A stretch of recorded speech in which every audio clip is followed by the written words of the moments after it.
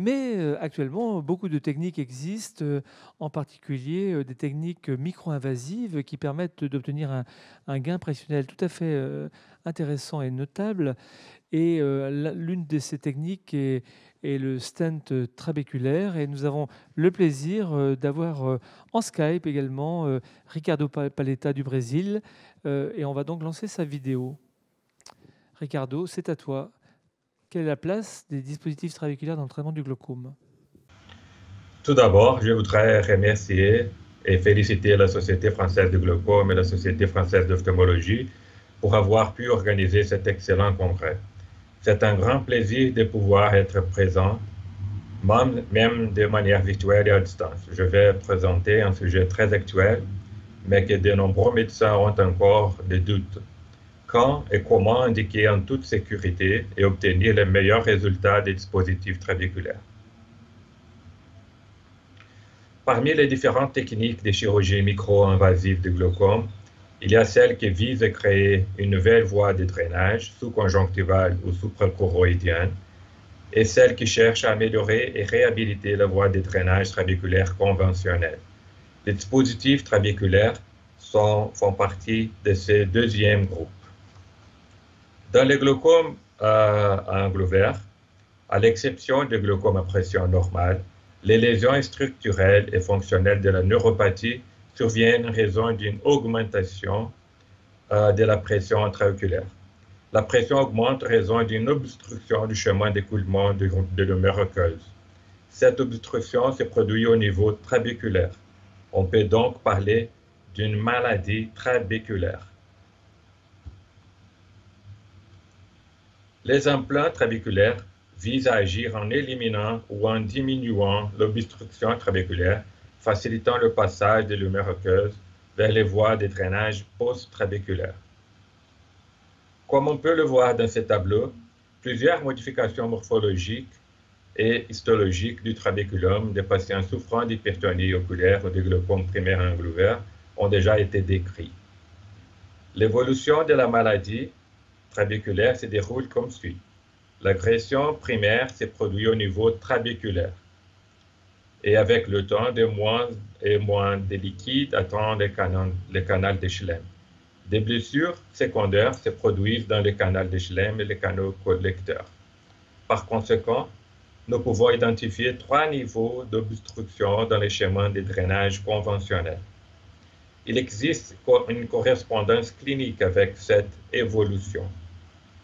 Plus les niveaux sont impliqués, plus la pression intraoculaire est élevée et plus le glaucome est avancé. Les implants trabéculaires sont indiqués et offriront de meilleurs résultats tant que l'obstruction est limitée au niveau trabéculaire. Ici, nous pouvons voir l'algorithme classique pour le traitement du glaucome. Cela commence généralement par des médicaments et parfois le laser est indiqué.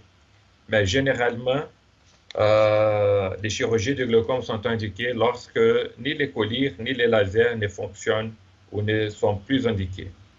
Le changement de paradigme majeur dans les dispositifs de drainage trabéculaire est qu'ils devraient être indiqués comme des alternatives aux gouttes oculaires et aux lasers pendant qu'ils fonctionnent encore. Par conséquent, dans la plupart des cas, ils ne sont pas des concurrents ou des alternatives aux chirurgies filtrantes traditionnelles, mais ils sont indiqués pour les patients qui ne seraient normalement pas opérés de glaucome. Quelles sont les conditions d'une bonne utilisation des implants trabéculaires? La première, c'est que l'angle soit ouvert. Et la deuxième, qu'il y a une viabilité des voies post-trabéculaires qui peut être démontrée indirectement dans 2 situations: le stade précoce de la maladie glaucomatose et une bonne réponse au traitement non invasif, soit médical ou laser. D'un point de vue pratique, quelles seraient les indications cliniques? Hypertonie oculaire, glaucome prépérimétrique, glaucome périmétrique initial à modéré, et ils sont souvent utilisés dans des cas encore contrôlés par des médicaments, ou en chirurgie seule ou en chirurgie combinée. Ils ont l'avantage serait donc de réduire la dépendance à l'utilisation des collyres et tous les bénéfices qui en découlent. Nous voyons ici une étude récente de notre groupe de recherche sur ces sujets. Dans cette étude cas témoin, nous avons cherché à identifier quelles variables démographiques et cliniques seraient associées au succès complet après une chirurgie avec un implant trabéculaire. Le succès complet a été défini comme une pression intraoculaire inférieure à 18 ou 15, sans avoir besoin de collyre à la fin du suivi.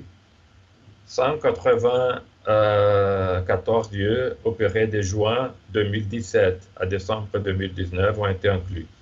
Des chirurgies combinées ou isolées étaient présentes, ainsi que des patients ayant reçu 1, 2 ou 3 stents par œil et des patients atteints de glaucome à tous les stades.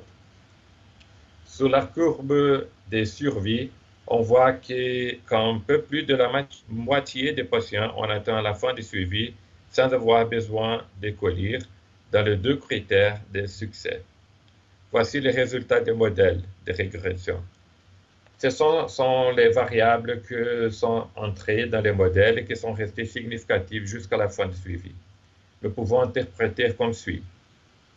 En vert, les variables liées positivement au succès sont mises en évidence. L'âge plus avancé, le glaucome initial et la chirurgie combinée augmentent les chances de succès. En rouge, les pressions élevées au cours du premier mois post-opératoire et un plus grand nombre de collyres en période post-préopératoire sont liées à une moindre chance de succès. Pour conclure, les dispositifs trabéculaires sont indiqués pour les cas où il est encore possible de réactiver la voie de drainage trabéculaire dans les glaucomes à angle vert, comme les glaucomes initiaux et les glaucomes qui répondent encore à un traitement non invasif. Ils ont deux objectifs principaux: agir sur la résistance trabéculaire et prévenir les modifications pathologiques dans les voies post-trabéculaires. Lorsqu'ils sont correctement indiqués, ces dispositifs peuvent apporter des réels avantages aux patients, comme réduire la quantité de collyres, améliorer le contrôle de glaucome et améliorer la qualité de vie. Je vous remercie. Merci Ricardo et pour ton bel accent brésilien, mais toute une expression en français. Bravo pour cela.